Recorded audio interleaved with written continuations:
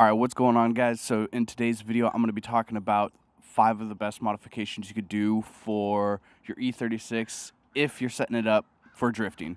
So stick around for this. All right, so before I actually get into the video, it's worth mentioning that these modifications are pretty basic but advanced at the same time, if that makes sense. So this is pretty much everything.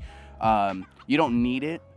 You don't need anything to start drifting. If you got a rear-wheel drive car and you got at least an LSD, you can go out right now and start killing tires and just get seat time and start learning. But these are modifications that will definitely help you improve your driving skill in the very beginning, at least. So this is stuff where you won't need like an angle kit or hydro or anything crazy like that. You just need some simple stuff, hidden gems that not a whole lot of people know about that you can throw into these cars. So let's get started with the first one, and that is going to be suspension. All right, so in a previous video that I did about why this car is the best beginning drift car, I mentioned suspension very, very briefly, and I know we're looking at mine, which honestly isn't great, but I did buy the car with springs on it, so you kind of get an idea if you're looking at it right now. That is what it would look like when it's lowered, I guess, if you're not like going, stance boy kind of style. But yeah, this is it. There's a handful of coilovers that you can buy for this car. You can get the Fortune 500s, you can get BCs, you can get CX, I think, makes some for these cars. But you can get a bunch, and it really just depends on your budget. If you have the money, I always say go with like BCs or something really, really good like that. Just because you do get what you pay for. There's been tons and tons of people that will buy cheap coilovers, and within months they'll break. And then I have friends that have BCs and they've been running them like 2 years now. So the reason why suspension is very important with drifting is in the front you want a softer spring rate, so your suspension in the front's softer, which will allow you to have more grip. And then in the rear, you want more of a stiffer suspension, so you have less grip in the rear, so it's a little easier to kick out and slide. Of course, having it lowered a certain amount provides more aero and helps you out in that sense. But for the most part, coilovers are just really, really good to kind of like get you started into having a more proper suspension setup, so when you're out on the track or whatever, you're not bouncing around in your car like everywhere. And trust me, in this car it's super bouncy. It's super bad. So I'll pretty much fix that issue when I get actual coilovers and not some crappy springs that whoever had this put on. But again, there's no excuses. You just go out and drive with whatever you got, and you just learn the car more than anything, even if it's not set up 100% properly. In my opinion, I think the first thing anybody should do, aside from welding their diff, is buying coilovers first. Coilovers is one of the biggest parts to making sure you're ready to hit the track. Coilovers first up. I've said this in one of my last videos, but you want something between like a soft spring rate, so like a 6,000, and you want like a 10 to 12,000 in the rear. That's just so you get soft in the front, stiff in the back. All right, for modification number 2, this is gonna sound kind of like, I guess, kind of stupid. I don't know, but wheels, believe it or not, make a huge difference. Especially, it just depends on what kind of car you have too. A lower horsepower car, you want other wheels. A higher horsepower car, it really doesn't matter what you get. But BMW, the 325i, E36 from factory, they make, I want to say respectable power, but they make decent power. They definitely make more than a 240 out the door. So wheels, it's definitely a good idea to get like 16-inch wheels. They spin really easy on these cars, and it takes almost zero effort. It's really easy with 16-inch tires just to kick the clutch in, rev really high, let go of the clutch, and something cool will happen. And with these cars, the only real issue I have is their lug pattern. They're 5x120, which in a lot of cases are pretty different.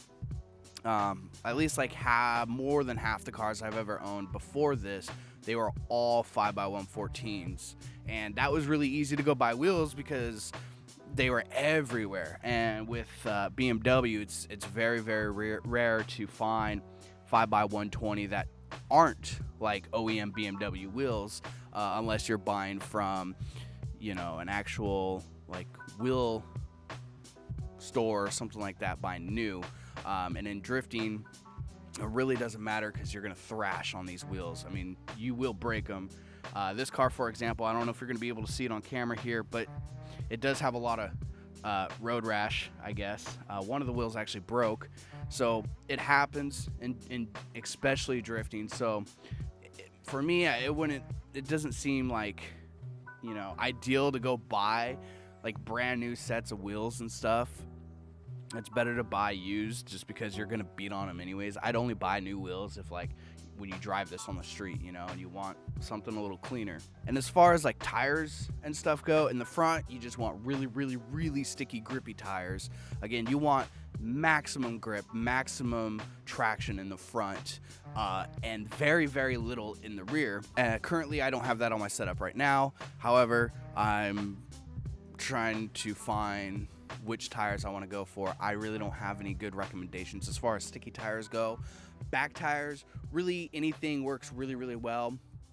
I'm not too knowledgeable on like ratings and stuff like that, but I do know that you want tires that have more of a I don't know what it's actually called. It's just a higher heat resistance. I'd Google it to see what that actual term is for them, but the more heat resistance or whatever, you know, the longer the tires in the back are going to last for the most part. And if you just want to go out and have fun and you're on a budget, just buy used tires from like a mom and pop tire shop. You know, you get at least 50% with like $20 a tire or something like that. All right, so for the third part of this, I guess, it would be steering rack. Now, I already said it kind of in the little title, but an E36 Z3 steering rack fits in these, and this has nothing to do with like you absolutely need this. This is just something that will help you. The 325i's E36 steering racks are pretty lazy, whereas the Z3 is a lot more snappy and a lot more responsive. So throwing those in here, it will be a lot better actually with, you know, steering and all that. So having that upgraded steering rack, I guess, will allow you, you know, to have better control on your car, and it's definitely more affordable in the beginning, because you can go to like any pick and pull and try and find a part out somewhere or anything like that, and I can almost assure you that you probably wouldn't spend you definitely wouldn't spend as much on an angle kit, I'll tell you that. And you'll have, you know, better steering, better control when you're drifting and when you're in a drift and all that. So that's something that I'm working towards right now. I have to actually go to pick and pull and try and find one, but yeah, super, super easy. And I wouldn't say a whole lot of people don't know about it. I'm sure if you're a BMW fanatic, you might have known about this. You might be like, oh yeah, dude, totally, but I'm not. You know, I just wanted a drift car. So when I found that out, I was like, oh, that's pretty sweet. All right, so for the fourth thing, I'm gonna kind of combine these two together just because they're both right here. But one is gonna be a seat, a bucket seat. I actually have one. I just haven't put it in yet because I need to mock up the rails that I have for it and see where I want to place it. It's not adjustable, so I got to find a place to put it. And I really don't feel like taking the seat belt. This isn't something you have to do. This is just my personal preference, but I don't want to have to take the seat belt off the stock seat and weld it onto the rails and use this in time being. I'm just waiting until I get a harness that I can just bolt in here and go that route. That's just me.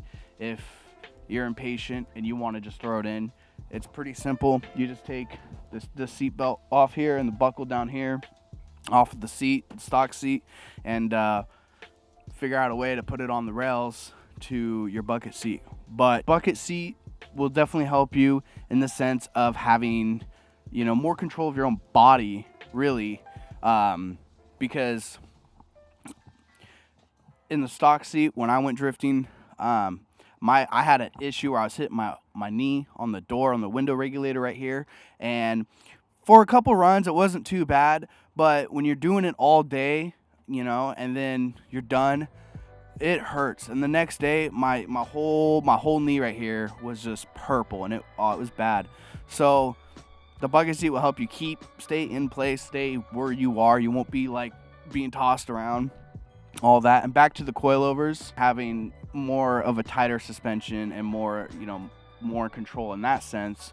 You also won't be moving around as much inside the car because it's not bouncing. The bucket seat, definitely, I would say get the bucket seat before you get the second part of this, which would be the steering wheel. Now, the OEM steering wheel, obviously, it's freaking huge. So yeah, because of it being really, really wide and round like this is, I mean, this really is a big steering wheel now that I stare at it a little bit. But you get an aftermarket steering wheel, smaller, you know, smaller wheelbase, all that. You'll have more room to, you know, more hand room, I guess, onto the steering wheel, which will help you control the car better, I guess. I don't really know any other way to really explain that besides that. A steering wheel is also something I already have for the car. I just need to buy the hub adapter or a quick release or something. My personal opinion, if just like a bonus tip, I guess, on this subject, is just I would say get a quick release, just because it's you know, it's easier. You can pop it in and out. It's also another way to have an anti-theft system in your car, because if they don't have the steering wheel, they ain't going far. Before we move on to the second part, just because I'm staring at like the airbag right here, a good tip is to, in your drift car, disengage the airbag. In these cars, there's a relay back here, but this relay right here, it you just unplug it and it just disconnects your whole airbag system, and it's right under the rear seats. All right, so you can't see my face in this last part, but I'm gonna be pointing at stuff. Now, I've said this before in a previous video about cooling, but I can't stress this issue enough, because although I haven't exactly owned one of these before, but a really big issue with these cars is their cooling from factory. They have the worst cooling system. Been an issue with a lot of friends. It's been an issue with a lot of people I've seen on like forums and stuff like that, and other YouTube videos and all that fun stuff. So this little housing right here, my motor's still kind of warm. This from factory has plastic fins, and they break, and it sucks. It's gonna suck. You're gonna hate life. But this is upgrade. You can upgrade these to a actual thermostat with metal fins. My God, I can't talk. But you put that in, hook it up, and you should be pretty much good to go. In most cases, that is really the only issue. So this is, again, for the budget people, that if you have to replace something, this is what you want to replace. You can keep the stock. I don't have a stock radiator, but you can keep the stock radiator, stock clutch fan, and you should be good with just this to get on the track and drive for a whole day with no issues. However, just because cooling is very important, especially in drifting, because you're not getting a constant source of airflow all the time, you know, driving sideways and all. But upgraded radiator, upgraded fans, electric fans definitely work the best. Hook them up to your battery, which in my case it's in the back, and then a switch on the front to turn them on and off. And on a side note, I would also kind of just get a different type of temp gauge to put in your car instead of using the OEM. Not saying anything's bad with the OEM or anything's wrong with it, but it's not always 100% accurate. So having an aftermarket gauge can be more beneficial, I guess. I saved this last part for last just because it's probably the most important. You ain't gonna get really far with terrible cooling. I mean, you get a lap maybe, you know, and if it's not cooling properly, you run risks of blowing head gaskets and just really screwing up the motor, and you do not want that. As you can see too, my whole front end is held in by zip ties. So if you got zip ties, make it work, because it definitely works. Believe me. All right, so I think that's pretty much it for this video. Again, these are all like very, very basic beginning steps, modifications that you can do that will help you improve driving. Of course, the best thing to do is just to go out there and just keep getting track time. Even if you don't have the modifications yet, or you're still saving up like the money to get stuff, don't stress about it. Just go out, go have fun, you know, spend the $100-some that month to go to the track at least once, just to get the seat time, because driving even in a shit box is still better than driving in nothing. Last thing I'll kind of leave a note on is, like, people might tell you you need a ton of tires, ton of wheels, you know, you're gonna go through them, and that's not true. The first event I went to, I had one set of tires last me all day. These cars like these, cars stock like these, they don't make nearly enough power as people think, like it's gonna roast through tires. As long as you have a tire with a full amount of tread, one set could last you all day, and you can even drive home on them if you know you drove it there. Don't overthink the whole like drifting thing. If you got a rear-wheel drive car, it's what you want to do. It's healthy. You can do it. You know, you have that $100-something a month for some track time. Just go do it and just go have fun. You know, don't take it so seriously right away. You know, just go out, go learn, go have fun, and just meet people. And yeah, you'll be set. So with that, guys, I will see you guys all in the next video, whether it's something like this or a vlog, or maybe it's one of the cool like featured videos that I normally like to do a lot, which, by the way, if you're local, I definitely want to get more featured cars on my channel and start pushing that content a lot. So hit me up on Instagram. It's the same as the YouTube. There's just a underscore at the end. Go send me a message on Instagram. We'll make a time to go meet up, go shoot some video, and it'll be dope. All right, and so you guys have a good day. I will see you guys all later. Don't forget to like, comment, subscribe, and yeah. Okay, bye.